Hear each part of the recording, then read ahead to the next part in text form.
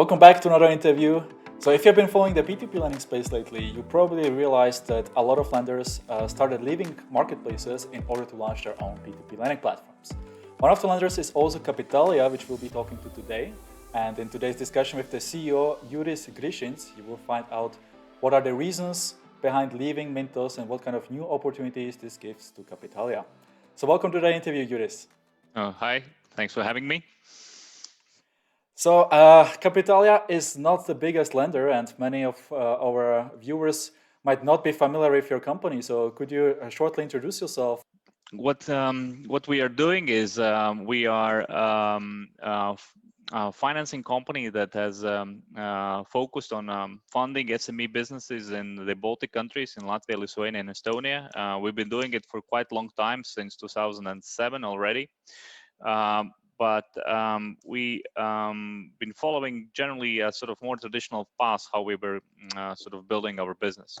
So we started as a lender of small businesses, and then gradually sort of increased our tickets and our interest up. And also our sort of setup has been initially that we were entirely being funded by our own balance sheet. And then at some point in 2015, we moved into cooperation with Mintos, which allowed us basically to fund part of the loans that we issue through Mintos retail investor base. Mm-hmm, mm-hmm.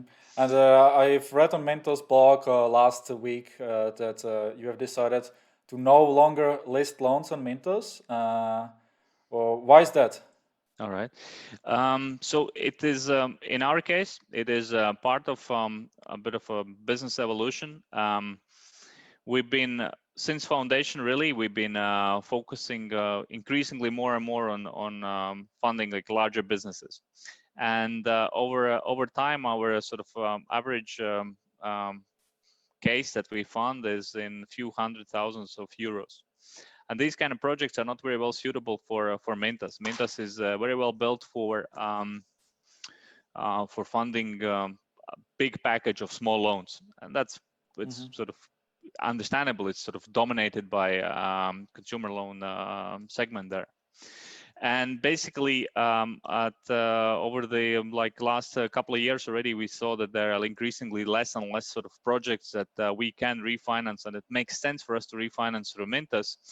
And at this point, basically after the COVID, we also have almost stopped sending in any, and so decided to make a sort of more like a official end to this cooperation. And the main reason for that basically is our strategy, not shift, but sort of migration slow towards bigger loans. And that is our reason. And I've seen a number of other platforms leaving Mintos, and there could be a number of other ones as well. And one of them could be saving of cost, but I think most important probably is having control over the investors, having control over the narrative, how you are communicating with investors, and maybe also sort of maybe a bit more sort of flexibility in your own reporting, because Mintos in essence is another institution where you have to report to another institution that controls you, and for some companies it might be burdensome or difficult to do. Well, it's certainly interesting to hear your kind of feedback on this from a retail point of view. It's not always super clear why companies are leaving, and it's good to see that you evolve as a business and you kind of shift towards higher tickets and different funding sources. And I also know that you have launched your own P2P lending platforms recently. So can you explain to us like how is that going? How is your plan for the future in terms of like funding through it? Yeah, absolutely. So as we understood that our loans are not very well suited for Mintos, and that was already like a few years back, we basically decided to build our own platform, which would be sort of exactly suited for our needs.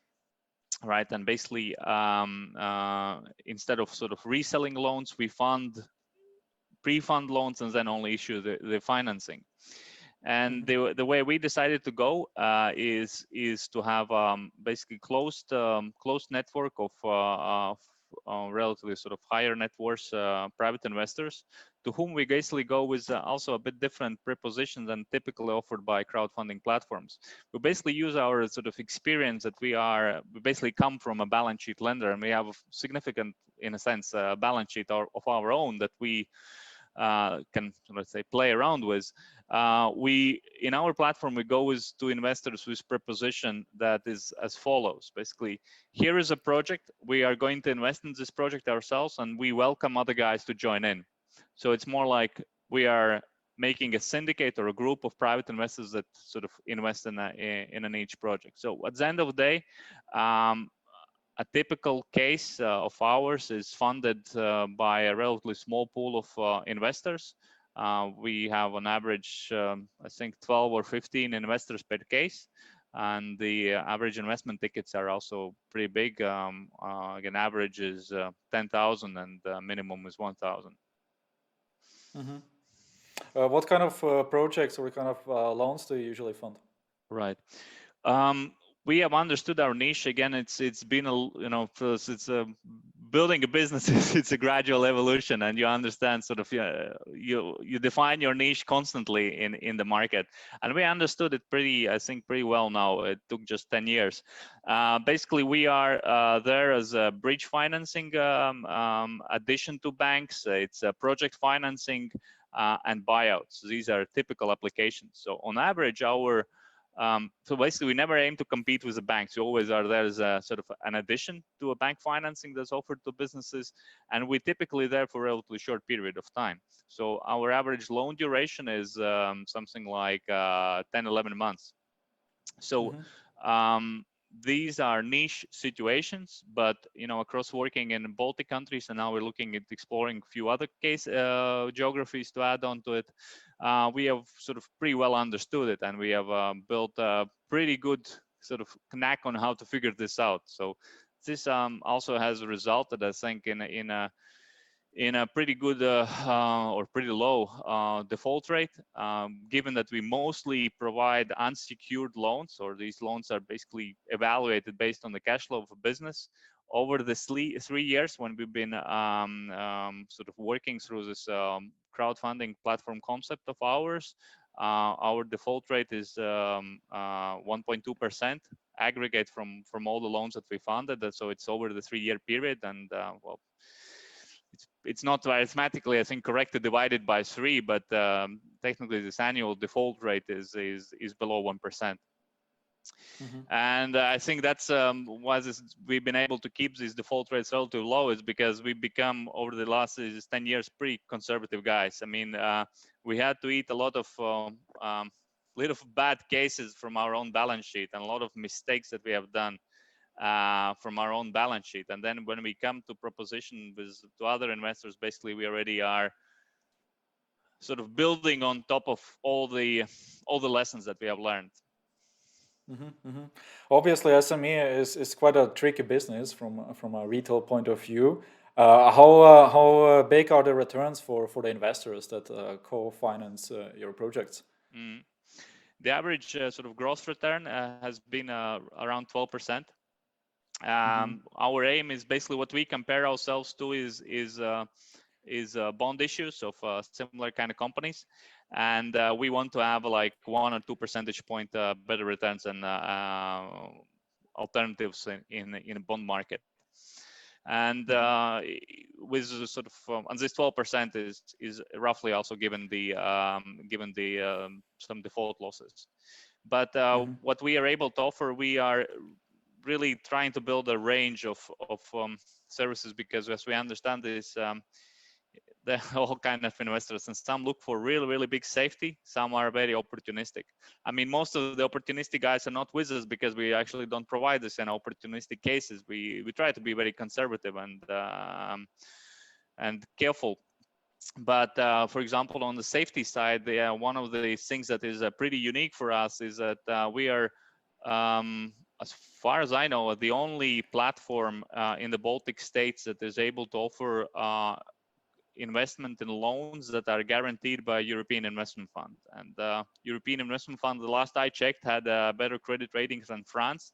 So basically, the loans that we fund are guaranteed by this institution. This is a part of a program we are administrating over the last 2 years, and had to do jump quite some hurdles to get access to it.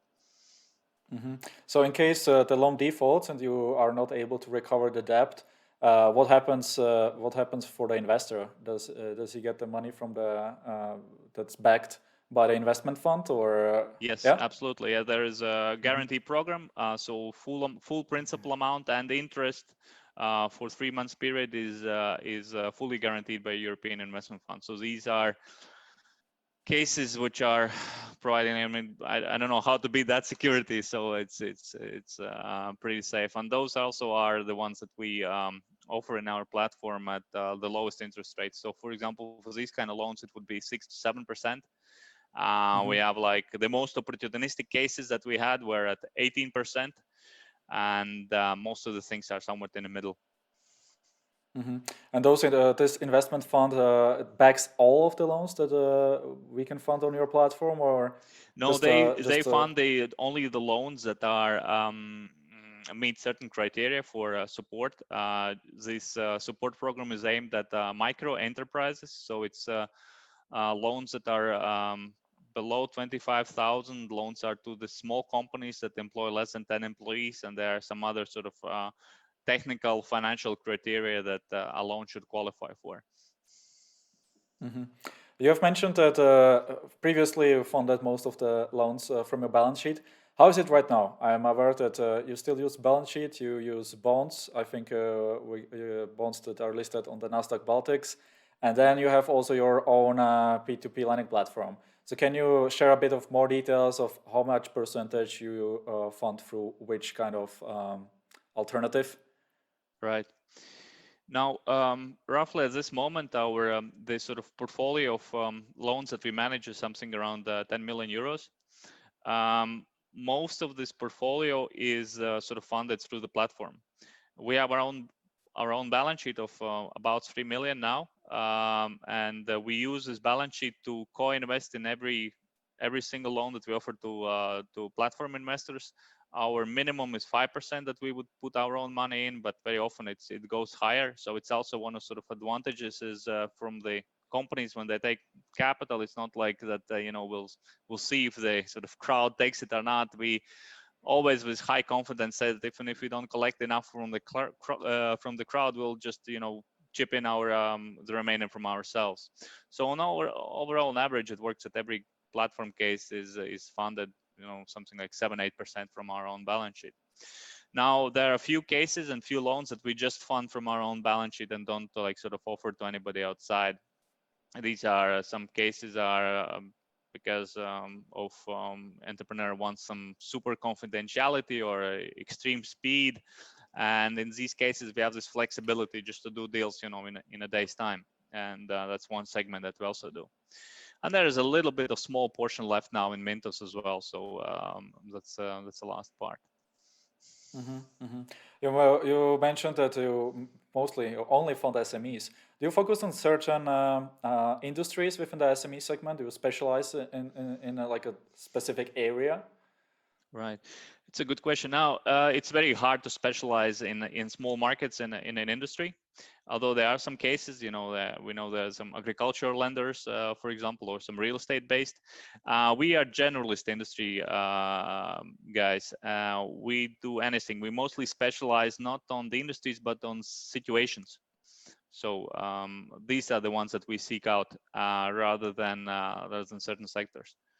But overall, I mean, the biggest recipients of the capital from our side are retail and wholesale. That's one big segment, and second is manufacturing. So these take, I think, 35 or 40% of the total portfolio. In terms of functionalities of your platform, I'm aware it's kind of hard for investors to always log into different platforms, and Mintos gives you the opportunity to basically spread your investments across a lot of lenders. So there is obviously like a lot of objections why people don't sign up and invest on multiple platforms. What do you think is like the ultimate benefit of like joining your platform and start investing there? Right. With regards to sort of technical capabilities and issues like that, I'm sure we are not the nicest looking or the fanciest or with most features. After all, we know where we are. We are mostly finance guys, and then we are secondary IT guys. We're trying to catch up, but it's a slow process from our side. Overall, however, again, I am biased and have a biased view, but I've been in this financing market in SME business more than most of the competitors together. And I am absolutely sure that if there's any investor looking for exposure in small, medium-sized businesses in Baltics, we provide the best launching pad. From the availability of information, from the quality of the loans, and the sourcing that we do. If investor is searching for the best functions and the highest amount of options, especially if aiming to go and expose yourself to consumer lending companies, Mintos is it's a completely different segment. So I'm saying we actually have completely different products. Mintos is basically a gateway for consumer loans, mostly consumer lending companies actually. I see Mintos more like a replacement of bonds to consumer lending companies, but we provide exposure to real businesses, and in the Baltic states I don't see any analog that has even close to the experience that we are able to provide to the investors. Mm-hmm. So basically your target audience is more like professional, almost institutional investors if they seek the exposure in your segment, correct? Yes, it's well said. I mean, basically, we would like to have investors that are capable of understanding financials, at least in a basic level.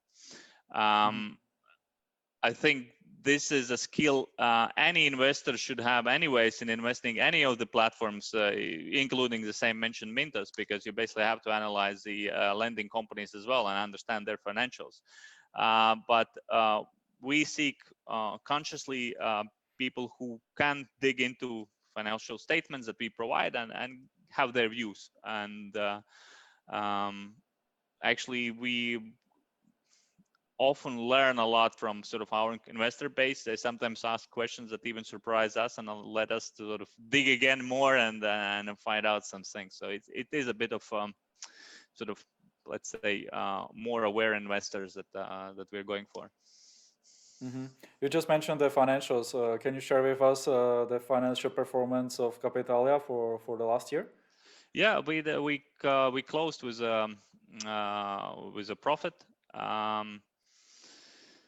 And again, I mean, sort of lending business itself was doing fine. I mean, actually, I think thanks to our sort of conservatism, we've been issuing pretty safe loans, and there have been very few and relatively small defaults that were impacted by COVID itself. But as a challenge for growing business, I mean, we've been expanding outside of this lending business as well and building a lot of sort of complementary services. So I can't really call ourselves like just we're not a platform simply, we're not simply money lender. We do equity investments, we trade in bonds, we provide corporate finance advisory to companies, and overall that helped a lot over the last year when the sort of environment for giving loans was very, well, let's say, shit, to catch up on the balance sheet. So we did very great, for example, on trading and did some really good deals on bond purchases that basically saved our bottom line. And that's sort of another sort of advantage of having maybe a bit sort of broader product spectrum than just one instrument. Mm-hmm, mm-hmm. All right, Juris, thanks a lot for your insights. I think we've covered most of the basic questions, and I wish you all the best with your new platform. Thank you very much, Jakub. Pleasure to be here.